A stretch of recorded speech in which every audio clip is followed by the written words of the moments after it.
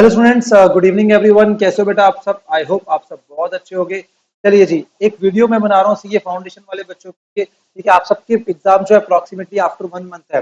And बहुत सारे बच्चों के मन में एक डाउट है, सर हमारे एग्जाम का पैटर्न क्या होगा। ठीक है, जिस तरीके से सीए इंटरमीडिएट के जो स्टूडेंट्स थे उनके एग्जाम का पैटर्न पूरा इस बार चेंज हुआ आपका। बट सीए फाउंडेशन में ऐसा कोई एग्जाम का पैटर्न चेंज नहीं हुआ। बट हाँ, आपका कोर्स चेंज होने की वजह से ठीक है, आपके जो क्वेश्चन है वो अब चेंज हो जाएंगे। ठीक है, कुछ न्यू टॉपिक एड ऑन हुए हैं, उनकी इंपॉर्टेंस क्या है, कितने वो एग्जाम में आ सकते हैं। ठीक है, उस सब चीजों के बारे में हम यहाँ पे कुछ करना चाहता हूँ मैं आपके साथ। ठीक है, अब आइए जी हम एक बार डिस्कस करते हैं। ये जो मैं डिस्कशन कर रहा हूँ बेस्ड ऑन दी एमटीपी जो भी सीए इंस्टीट्यूट ने अपनी रिलीज करी थी। ठीक है, एमटीपी 1 आई थी, उसमें कुछ हमने एक्सपेक्टेड पैटर्न देखा, plus based on the past experience ये सब बातें मैं आपसे शेयर कर रहा हूँ। ठीक है जी, हो सकता है कि इससे कुछ जो पेपर है थोड़ा सा अलग आए। ठीक है, बट जो मेरी उम्मीद है प्लस साथ में जो पहले का एक्सपीरियंस है उसके बेस पे कुछ बातें मैं शेयर करना चाहता हूँ। और मैंने जो आपके चैप्टर्स का कुछ एबीसी एनालिसिस करा है जो मुझे लगता है आपके लिए हो सकता है हेल्प कर जाए आपके एग्जाम के अंदर। चलिए जी, अगर आपको पता हो अभी जो इस एमटीबी 1 इन्होंने रिलीज करी, पार्टनरशिप के दो क्वेश्चन आए थे बेटा। पार्टनरशिप का जो क्वेश्चन था एक नॉर्मल डेथ तक का जो आपका पैटर्न है, एडमिशन रिटायरमेंट डेथ, वहां से आया था। और एक जो एक्सटेंडेड पार्टनरशिप इस बार इन्होंने डाली है सीए फाउंडेशन के सिलेबस में, जिसके अंदर आपका डिसोल्यूशन है, सॉल्वेंसी है, इसके अंदर आपका पीस मिल डिस्ट्रीब्यूशन है, तो वहां से क्वेश्चन दिया। दो क्वेश्चन दिए उन्होंने पार्टनरशिप के। एक नॉर्मल पार्टनरशिप का जो पहले आता था 10 मार्क्स और प्लस 10 मार्क्स का आपका क्या हो गया, पीस। जिस तरीके से इन्होंने पार्टनरशिप की इंपॉर्टेंस को बढ़ाया है, तो मैं उम्मीद करता हूँ आपके जो कमिंग एग्जाम में पार्टनरशिप का जो क्वेश्चन है अप्रोक्सीमेट 20 मार्क्स तक आ सकता है, जिसके अंदर 10 मार्क्स जो आपका हो सकता है वो अप टू डेथ वाली पार्टनरशिप से है, और 10 मार्क्स का जो न्यू पार्टनरशिप इन्होंने एड ऑन करी है वहां से आया क्वेश्चन। वो क्वेश्चन आपके पार्टनरशिप से 10 मार्क्स के आ सकते हैं, जीपी 1 में भी दी है। और मेरा मेन जो कंसर्न मैटर है यहाँ पे जो सेकंड पार्टनरशिप है, डिसोल्यूशन, इंसॉल्वेंसी और पीस मिल, मुझे उम्मीद है वहां से क्वेश्चन आएगा ही आएगा बेटा, इसका आप ये ध्यान रखो आप। ठीक है, तो पॉइंट नंबर 1 मैंने आपको पार्टनरशिप में बताया 20 मार्क्स तक का आ सकता है, तो आपको पार्टनरशिप बहुत अच्छे से प्रिपेयर करके जाना है आपको। उसके बाद फाइनल अकाउंट्स के अंदर जो मेजर चेंजेस आ सकते हैं इस बार आपके एग्जाम के अंदर आ सकते हैं, फाइनल अकाउंट्स जो क्वेश्चन आएगा उसमें जीएसटी का सेट ऑफ आ सकता है बेटा। आईजीएसटी, सीजीएसटी, एसजीएसटी का जो सेट ऑफ है उसके बारे में ये पूछ सकते हैं आपके फाइनल अकाउंट्स। फाइनल अकाउंट्स का क्वेश्चन वैसे 10 से 15 मार्क्स तक का एग्जाम में आ सकता है, बट यहाँ पे जो मेरा डाउट है जो आ सकता है वो जीएसटी को लेकर। मैं एक बात क्लियर करना चाहता हूँ कि पहले वाले जो आपका स्टडी मैट था उसमें जीएसटी नहीं था जर्नल एंट्रीज के अंदर। इस वाले स्टडी मैट के अंदर इन्होंने जीएसटी को इंक्लूड करा है। तो जीएसटी का जो क्वेश्चन है, जो जीएसटी का पार्ट है, वो कहाँ कहाँ पे वो कवर अप कर सकते हैं बेटा, आपको ध्यान सुनना है मेरी बात।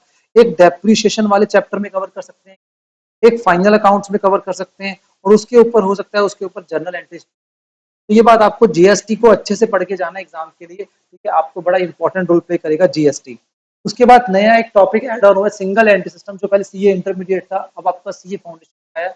बट जैसे कि हमने देखा कि 10 मार्क्स का क्वेश्चन आपका सिंगल एंट्री से आया, और मुझे उम्मीद है कि इस चैप्टर से 10 मार्क्स का क्वेश्चन आना चाहिए।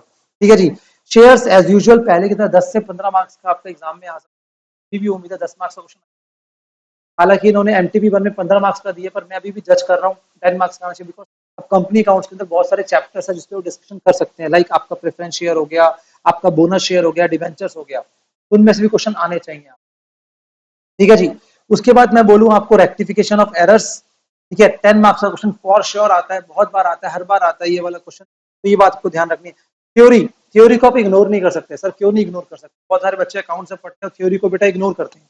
ठीक है, थ्योरी को इग्नोर हम इसलिए नहीं करते बिकॉज क्वेश्चन नंबर 1 जो आपका बनता है ना 20 मार्क्स का, आई होप आप सबको पेपर का पैटर्न पता है।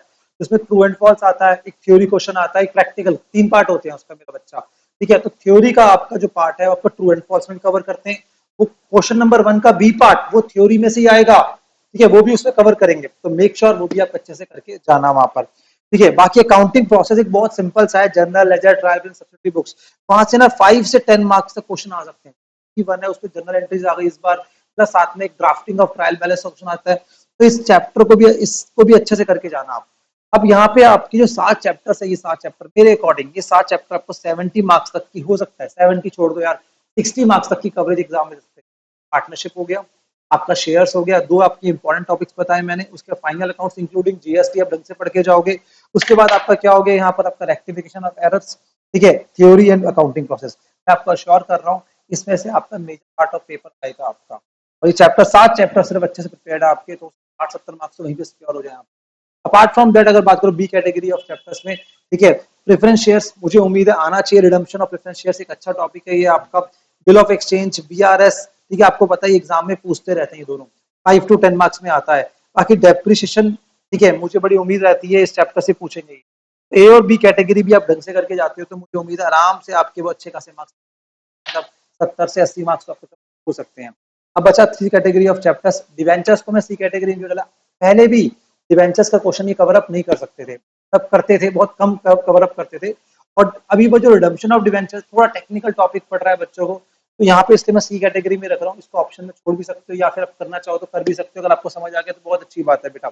उसके बाद बोनस शेयर्स, ठीक है, ये बहुत छोटा टॉपिक है, ठीक है, इसको ऊपर से देख के चले जाओगे तो भी वहां पर हो जाएगा। 5 मार्क्स तक का अगर आ गया बहुत अच्छी बात है। बट एक चीज मैं बोलना चाहता हूँ, प्रेफरेंस शेयर और बोनस शेयर, इन दोनों का मर्ज क्वेश्चन आ सकता है 10 मार्क्स तक, बात ध्यान रखना आप मेरी, ठीक है। एनपीओ, ठीक है, बहुत बच्चे कभी कभी स्किप इसी कैटेगरी में, अदरवाइज ये भी 10 मार्क्स का क्वेश्चन एग्जाम में आता ही आता है, ठीक है। ये मैंने ए बी कैटेगरी में वो क्वेश्चन चैप्टर्स रखे हैं जो आपके थोड़े इजी, जल्दी और शॉर्ट शॉर्ट एग्जाम में लाते हैं, ठीक है। आपके इन्वेंट्रीज, इन्वेंट्रीज को बहुत ज्यादा ये कवर अप नहीं करते एग्जाम में, कभी कभी 5 मार्क्स तक की इन्वेंट्री का चैप्टर आता है, ठीक है। ये न्यू टॉपिक होता है अलग से, जो आपकी 11 12 में नहीं होता। आप चाहो तो कवर अप करो, आप चाहो तो इसको इग्नोर कर सकते हो। ये चार चैप्टर्स ऐसे हैं जो आप चाहो, अगर आपको टफ लगते हैं तो इग्नोर कर सकते हैं, पर फाउंडेशन लेवल पे मैं कभी रिकमेंडेशन देता नहीं हूँ कि आपको कोई भी चैप्टर आपको छोड़ के जाना चाहिए। आपको सारे चैप्टर अच्छे से करके जाने चाहिए, लेवल बहुत टफ नहीं होता आपका, ठीक है मेरे बच्चे। बस ये सब बातें मैंने आपसे शेयर करनी थी, बाकी मैं रेगुलरली आपको अपडेट करता रहूंगा, बातें बताता रहूंगा। अच्छे से प्रिपेयर करो, आपके पास 1 मंथ है, ठीक है, अपने आप पूरे स्ट्रेटेजी बनाओ। हो सके तो एक चीज ध्यान रखना, आपको नंबर ऑफ टेस्ट बहुत ज्यादा देंगे, जितने नंबर ऑफ टेस्ट आप ज्यादा दोगे उतना वहां पे आपको इजीनेस, ठीक है मेरे बच्चे। थैंक यू वेरी मच, ठीक है, गॉड ब्लेस यू।